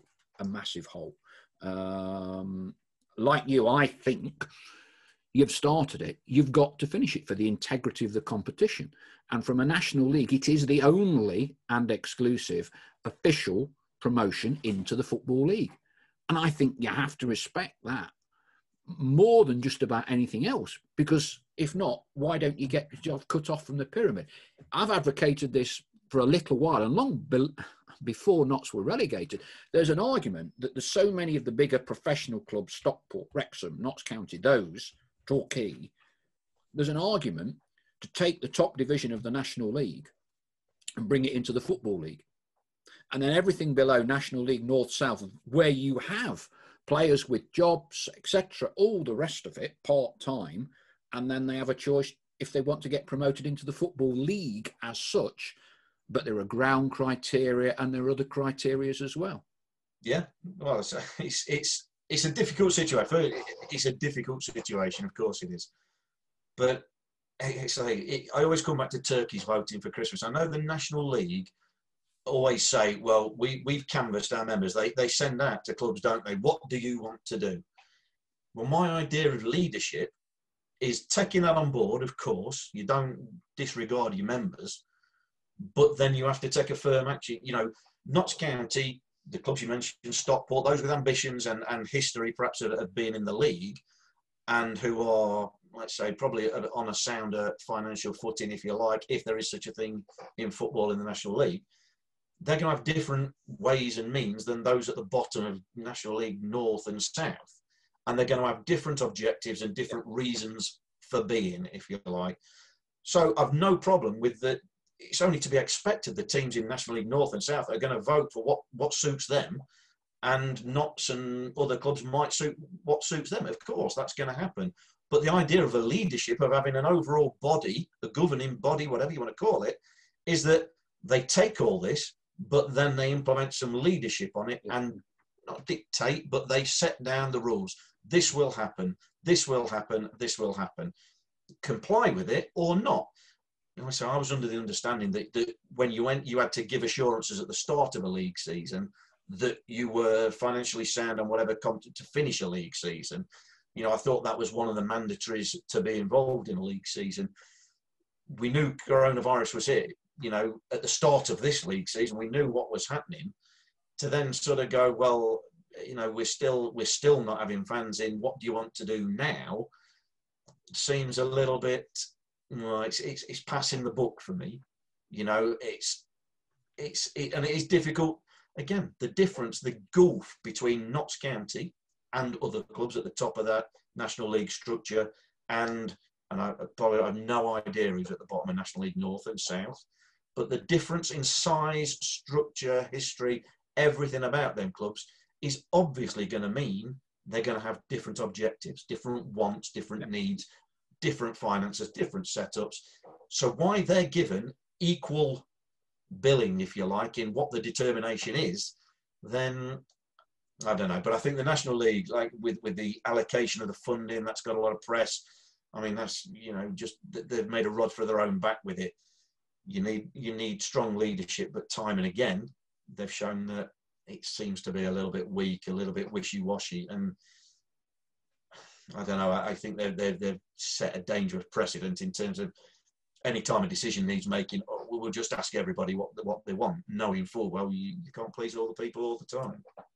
I mean, the other, I think, big abdication was that before a ball was kicked this season, and I only found this out via Simon Stone at the BBC, who was the fountain of all knowledge, National League did not agree to a minimum number of games to be played before whatever kicks in, i.e. So if you've played 2/3 of the season, does it stand? Is it done on PPG? So if you've played half the games, then it's automatically null and voided. Now, if you'd agreed a framework for that before a ball was kicked, okay, then you know where you stand, because as it stands at the minute, Torquay are the one that could really lose out if this season isn't completed. And there's and we keep going on. And I, there'll be a massive bun fight if it's called off, or if we can't get all the games in. Is it PPG? Is it where we finish right now? Well, that's what we had last season. Purely, but there's the latitude for the clubs to argue, as opposed to the league having said, if you don't play 2/3 of the games, that's it. Yeah. After 2/3, it's points per game or whatever. And you take that latitude that clubs are going to exploit for their own purposes. Well, we had it last season, didn't we? Coronavirus came out of nowhere, so they're absolutely forgive no rules being in place for this. It's unprecedented, that word that's been overused a million times, but it was because who knew that the football could be stopped? It's never happened before, and hopefully, it's never going to happen again. But to then go, right, what's the best solution? And again, they dillied and dallied and canvassed clubs, and it seemed to be like, well, I can't believe it. The clubs that are going to get relegated don't want points per game. They want to null and void it, and those that are going to get promoted want to end it and go do points per game and go up, and everyone in between's got to, well, you couldn't foresee that coming. It says a little bit about them, but then to go. What did we have? 3 months virtually without football. When this season started, what was it? 5 months after that. So there's been a 5-month period to, like you mentioned, get something written in to go, right, once we make the decision to start the 2021 season, like I say, once we get to 23 games, or 22 as it would be the halfway point, that constitutes a season that is valid, that if it has to end, it will stay, because everyone should have played everyone at least once, but everybody knows that from you've had 5 months to get that in the constitution, in the rules, make a decision and inform all the clubs that's what's happening. If there's nothing like that in place, it beggars belief. Cricket's got it, hasn't it? You have to bowl so many overs before it constitutes a game. And if the rain comes, then both teams know where they stand. It's a game or it's not a game. It's the same principle. In football, everybody knows before the start, before anyone kicks a ball, if we get to 22 games or whatever arbitrary number you might want to go with, once we get to that point, it constitutes a season. And if you're 8th, Notts County, tough luck, you miss out. If you're first, well, lucky you, whatever it might be. But everybody knows it. I mean, that's what leadership is, isn't it? That's what, laying down clear framework and clear guidance so that everybody can follow the rules, and you've not really got any comeback. If you're not happy with it, it from the outset. To now be here dithering around again, nothing new's happened, has it? The fans are still not allowed there. The coronavirus is still out there. Nothing new's happened, that's really intrinsically changed anything, other than now the funding from the government is now maybe changed shape a little bit. So again, another poor decision on behalf of the National League. As far as I can see, looking from the outside in, somebody might furnish with a bit more detail, and I might, change that opinion. But that is how I see it, looking from the outside in. Looking into your crystal ball, with the information we have at this moment in time, do you think we'll get the season in? Yes, but then that's based on, for people who think on the radio you get inside info, and also that's based on nothing other than my gut instinct. Today, literally 3 or 4 hours ago, found out about that 2-week circuit breaker for the National League North and South. Again, what 2 weeks is going to do, what's going to have changed in 2 weeks, I've got absolutely no idea. Whether that's just to kick the can down the road a little bit further in time to save them making a decision, God only knows. But my gut instinct is that the season will finish. I certainly hope so. But I think it may need extending. Yeah. And that's just, and again, I don't know how tight the logistics are around extending the supposed end date of the season. If there's no way the season can be extended, and again, I look at Notts, 30 games left to play, possibly 4 in the Cup, and we've only got, 4 months basically till the end of the season, and more coronavirus positive tests and incidents you would imagine around the corner, more cancellations. I hope not. But if there are, then that's going to need extending. If they say the logistics of extending it into June, now there's no possible way we can do that, then you have to, which you should have, which we've just been speaking about, should have been in the constitution or whatever, the laws before the start of the season. If we get to a certain point, then the league will make a decision to notify clubs that by such a date you have to have played X amount of games, and then PPG will come into effect and the league will stand at that point. So if we've got to finish by May the 31st, May the 30th, May the 31st, whatever the last game is, if that's got to be it, then clubs know 4 months in advance at the very least, but they should have known from before the start of the season. But again, this isn't something that's come out of the blue that couldn't have been foreseen.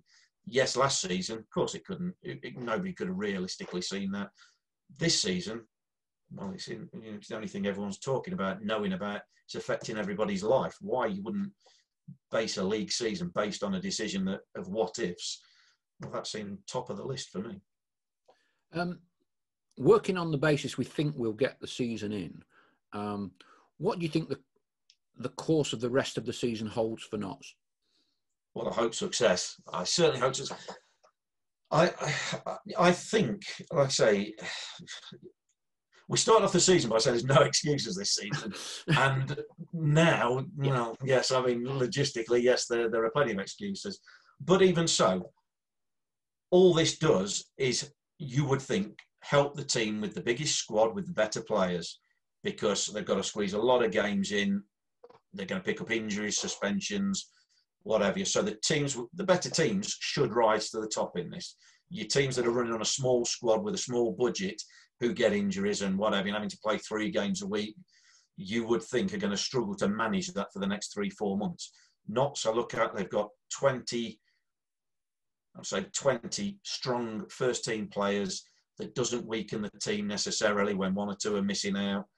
Yes, we've got some key components within that, but I think, and again, I've used this on air, so again, I apologise for repeating myself and boring people, but you look at any string of fixtures for Notts this season and find me a list where they can't win 8 on the spin, 10 on the spin.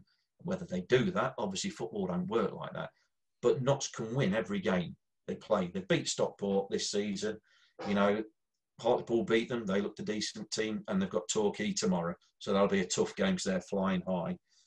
But you're not telling me there's anybody in this league that Notts should worry about. And they can win every game. Whether they do that's down to, and this is where form comes into football. You can have all the best players on paper, but if they don't gel, if it doesn't work, or if they're out of form, you get disappointed. Let's say. Look at Liverpool at this moment in time. Can't buy a goal for love nor money in the Premier League. Yet, who's going to argue any of their players aren't very good? You wouldn't want Salah. You wouldn't want Mane. I know Firmino's coming in for a bit of stick. But that is football. Football is peaks and troughs, in form and out of form players. But if Notts hit the ground running and can get Cal Robertson, massive player for them at this moment in time. If this can buy him a bit of time to get him closer to fitness, all well and good.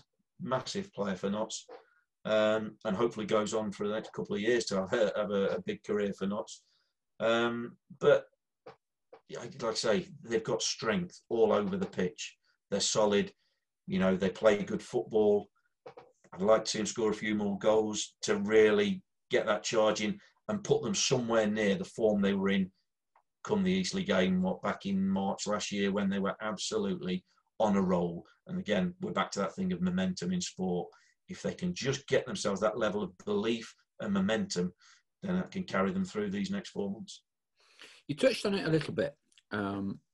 Historically, Notts are a challenger club when they've been in the lower divisions, trying to prove people wrong as much as prove people right over many years.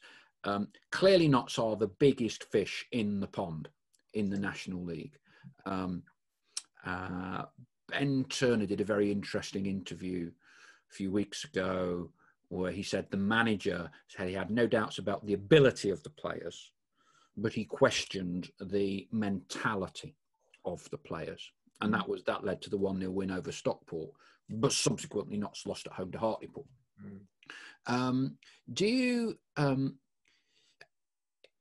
how much more difficult is it as a player when you're used to playing a higher standard or whatever to do it when you're now not at the same level? Because we've obviously got a lot of players in our squad who have played league football consistently for a large proportion of their career.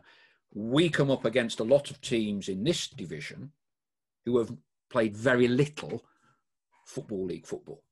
Yeah, it can be difficult. It's down to individual mentalities. It's easy to lump everybody in with the same sort of mentality, same makeup of each other.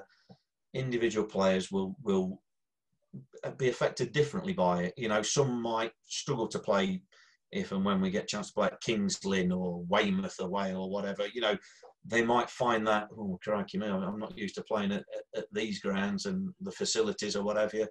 Other players will just, it won't even affect them. You know, it doesn't even bother you. I say that the one in the league that I can always remember going to Accrington. You know, first time he went into Accrington, and it's, wow, that is basic and it is what it is.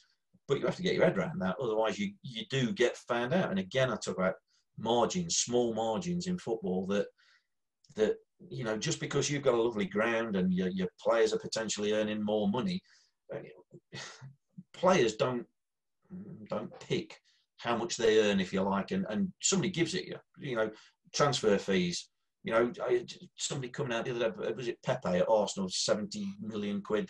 So he's got to start justifying his transfer fee. The lads had no say on his transfer fee. If he'd got to the end of a contract, he'd been there for nothing, and nobody'd be batting an eyelid about it, and he'd be earning treble the money that he would be on it than paying 70 million quid. So, you know, there's perceptions about it, but when you come back to mentality of going to smaller grounds, and, you know, if you've played in the league, it can be difficult. There's no two ways about it. It's the other side of that coin is going to Chelsea or going to Man City or Man United and playing there as a lower league club. How many lower league clubs notched themselves when they went to Liverpool, when they've been to Man City? You know, they can raise their game and play. You know, you look at it and go, well, who's the Premier League or who's the top team? You can't really tell. That's the other side of the coin. It's about then Premier League players not lowering their standards and think, oh, this is just Notts County coming, or this is whoever coming, you know, and keeping them standards. It's difficult because we should be professional. That's right, you should be professional. But the difficulty is all professionals are human beings. And to err is human, isn't it? You know, human beings are fallible. We all, some days, get out of bed and think, just can't fancy, I don't fancy it today, or whatever it is. Better days and worse days. And we all know that at the moment in time. But, you know, there isn't a human being that's a footballer or non-footballer that doesn't have good days and bad days. Days when they're absolutely bang on, and other days when they're not feeling it. And footballers are no different. Mark, thank you very much indeed. No worries, Paul. It's rattled on. I think we've played quite a few minutes of injury time with this one. So I missed the game. Thank you very, very much indeed. No problem. Thanks for all your help and taking us down memory lane. Thank you. No worries.